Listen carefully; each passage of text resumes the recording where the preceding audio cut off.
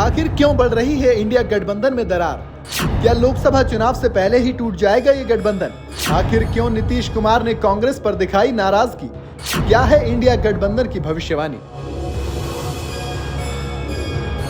लोकसभा चुनाव जैसे जैसे नजदीक आता जा रहा है, नेताओं के बीच जंग और भी तेज होती दिखाई दे रही है। दरअसल बीजेपी सरकार को सत्ता से हटाने के लिए विपक्ष ने इंडिया गठबंधन बनाया था, लेकिन अब ये गठबंधन लोकसभा चुनाव से पहले विधानसभा चुनाव में ही दो फाड़ होता नजर आ रहा है।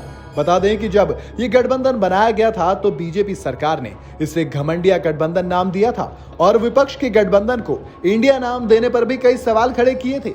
लेकिन सवाल ये है कि क्या बीजेपी ने जो गठबंधन के लिए कहा था वो सब सच था?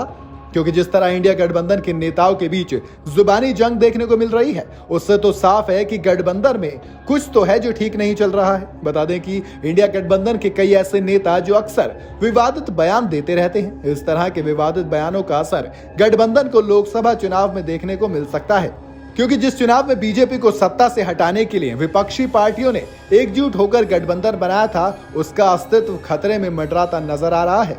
दरअसल हाल ही में 5 राज्यों में विधानसभा के चुनाव होने हैं और कांग्रेस पार्टी इन राज्यों के चुनावों को जीतने के लिए पूरी तरह से खुद को झोंक रही है। इसी बीच गठबंधन में अपनी ही पार्टी के नेताओं के खिलाफ अब जुबानी जंग भी तेज हो गई है। हाल ही में बिहार के मुख्यमंत्री नीतीश कुमार ने एक चौंकाने वाला बयान दिया है, जो कि कांग्रेस पार्टी के लिए अच्छी खबर नहीं है।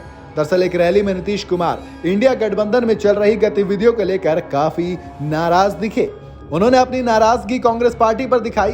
नीतीश कुमार ने कहा, आजकल इंडिया गठबंधन में कोई काम नहीं हो रहा है। कांग्रेस पार्टी इस पर ध्यान नहीं देकर 5 राज्यों के चुनाव में व्यस्त हो गई है। देश को बचाने के लिए हम लोगों ने इंडिया गठबंधन का गठन किया था। देश के इतिहास को बदलने वाले को हटाने के लिए इस गठबंधन को बनाया गया था। हमने सभी लोगों से कहा था कि एकजुट होइए और देश को बचाइए। लेकिन आजकल कांग्रेस पार्टी 5 राज्यों के चुनाव में ही व्यस्त है। चुनाव खत्म होते ही वो फिर से सभी लोगों को साथ बुलाएंगे। चलिए, जो हो रहा है रहने दीजिए, लेकिन हम तो देश को एकजुट करने के लिए और जो आज शासन में है उनसे देश को बचाने के लिए ये सब कर रहे हैं। अब तो 5 राज्यों के चुनाव के बाद ही फिर से सभी लोगों की बैठक होगी। हम लोग तो सबको साथ लेकर चलने वाले हैं। हम लोग सोशलिस्ट लोग हैं। सीपीआई से हमारा पुराना रिश्ता है। कम्युनिस्ट और सोशलिस्ट को एक होकर आगे चलना है। बता दें कि कुछ समय पहले समाजवादी पार्टी और कांग्रेस के बीच भी मध्य प्रदेश विधानसभा चुनाव में सीट शेयरिंग को लेकर काफी बयानबाजी देखने को मिली थी, जिसमें अखिलेश यादव और एमपी के पूर्व सीएम कमलनाथ के बीच बयानबाजी सामने आई थी। सपा प्रमुख अखिलेश यादव ने मध्य प्रदेश में गठबंधन नहीं होने पर नाराजगी जताई थी। उन्होंने सीधे तौर पर कांग्रेस को निशाने पर लिया और कहा कि पहले मुझे सीट दिए जाने का आश्वासन दिया गया, उम्मीदवारों की सूची भी मंगवाई गई, बाद में सपा को सीट नहीं दी गई।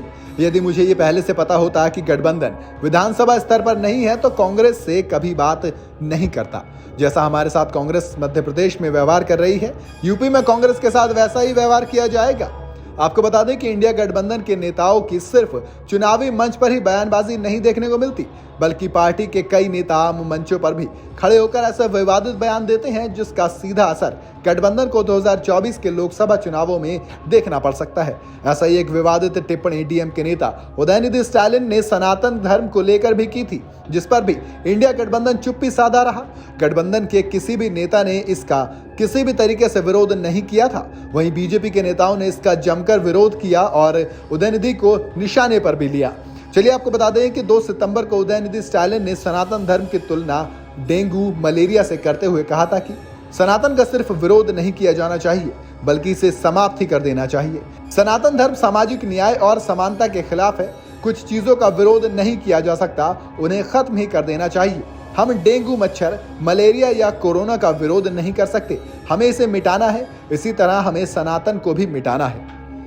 चलते चलते आपको बता देते हैं कि आखिर इंडिया गठबंधन का भविष्य क्या होने वाला है, क्योंकि गठबंधन और उसके नेताओं के बीच जिस तरह तीखी नोकझोंक देखने को हर दिन मिल रही है, उससे तो ये स्पष्ट हो रहा है कि जिस गठबंधन को लोकसभा चुनाव के लिए लाओ लश्कर से विपक्षी नेताओं ने बनाया था, वो लोकसभा चुनाव से पहले विधानसभा चुनाव में ही ध्वस्त होता नजर आ रहा है। फिलहाल उम्मीद तो यही दिख रही है कि 5 राज्यों में होने वाले विधानसभा चुनाव के बाद ही इंडिया गठबंधन में लोकसभा चुनाव के लिए अगली रणनीति तैयार की जाएगी। इंडिया गठबंधन को लेकर आपकी क्या राय है? आपको क्या लगता है कि आने वाले लोकसभा चुनाव में बीजेपी दोबारा सत्ता में आएगी या फिर इंडिया गठबंधन बीजेपी को शिकस्त देने में कामयाब हो पाएगी? हमें कमेंट में जरूर बताइएगा और ऐसे तमाम खबरों के लिए जुड़े रहें न्यूज़ बुक के साथ।